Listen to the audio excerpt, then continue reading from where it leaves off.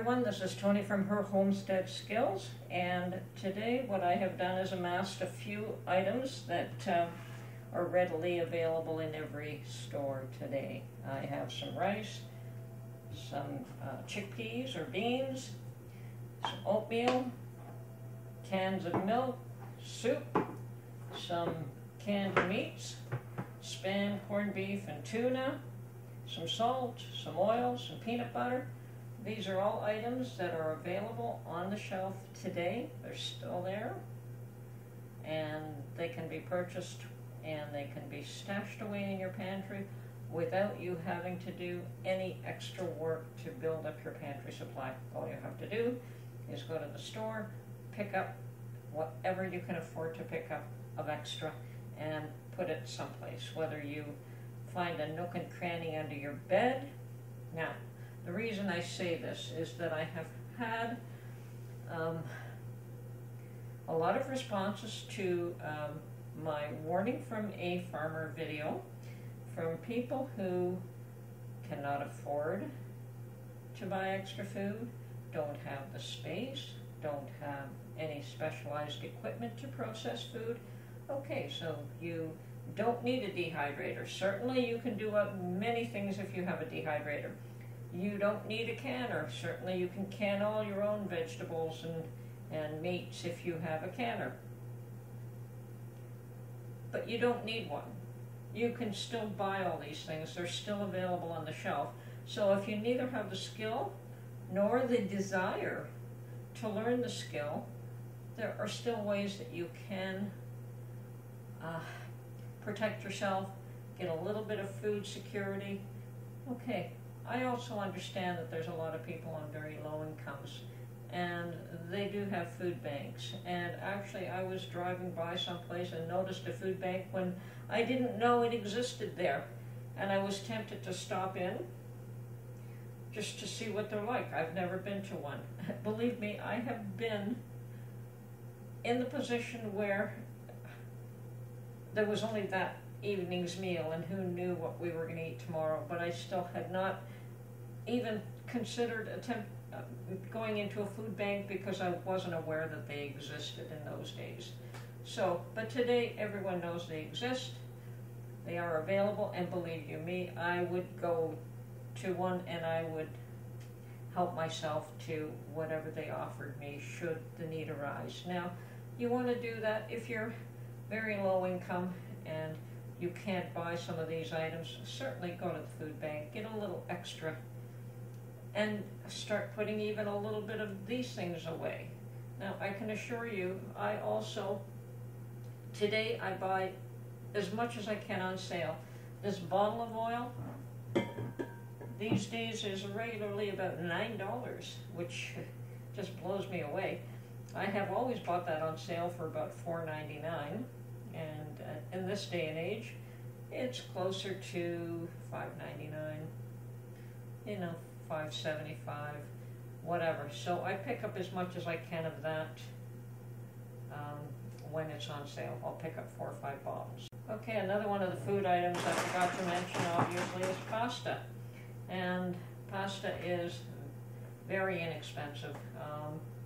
And once again, I buy the pasta when it's on sale. And this 900-gram bag can range anywhere from $2 to $3 a bag, and when it's on sale I can pick it up for, I used to be able to pick it up for $1 a piece, and now they're $1.25. But I still, the last time I saw it at $1.25 a bag, I picked up as many as I can. I do make a lot of fresh pasta myself, but always have dry pasta as backup. Now with pasta you can add a few beans. So if you don't like rice and beans, pasta and beans will also give you the nutritional value that you need. There are ways and means, and you can do pasta salads with tuna. So there are many, many ways to make a meal nutritious and not terribly expensive. I know a lot of you have seen me make meatballs, and meatballs are probably one of the least expensive meals I can put together. Because for one, I use pork, and for the second thing, I can all my own tomato sauce. Now you can still buy tomato sauce, I believe, at a reasonable cost in the store, but I don't know. I haven't bought tomato sauce from the store for ever. I've never bought it. So, but even with that, I believe that you can still put together a very inexpensive meal with meatballs, pasta, and it's a good hearty meal. I think the issue in some cases is inertia. We're accustomed to doing things a certain way, and until there's that wake-up call, and I've been hearing a lot of people say that yes, this particular video and a few others has been a serious wake-up call. Good, I'm glad to hear it. It really does not take much to start a pantry. As I said, everything can be purchased from the store, and should you wish to develop further skills to can your own foods, it can be done. It doesn't have to be done. You don't have to spend a lot of money all at once. You can buy a little bit here and there.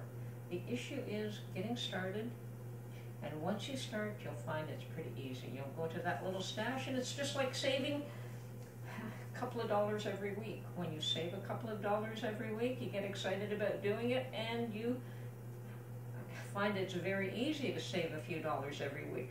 The initial issue is, the initial attempt to start to save, the initial attempt to start your pantry. That's all it takes is let's start one, put a few things away, find a box that you can put under your bed if you need to, find a little cubby hole in a closet if you need to. There's always a place, a cabinet that you can store some of these in, your bottom kitchen cupboards, maybe throw away some of these old pots that you don't use and stash it that particular drawer with food.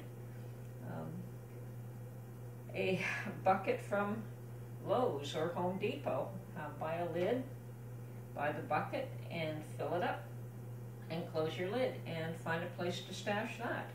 I use milk crates, but I use the milk crates to hold pint jars, but they can be used just as easily to hold cans of food. So a plain cardboard box will do the job as well. So as I say, if you can find a little spot to store something in, it's good to get your little pantry started, and you'll feel better about having something there. So anyway, this is Tony from Her Homestead Skills. I hope I have helped somebody perhaps take that first step that they haven't done before and start their pantries. Anyway, have a good day. Bye for now.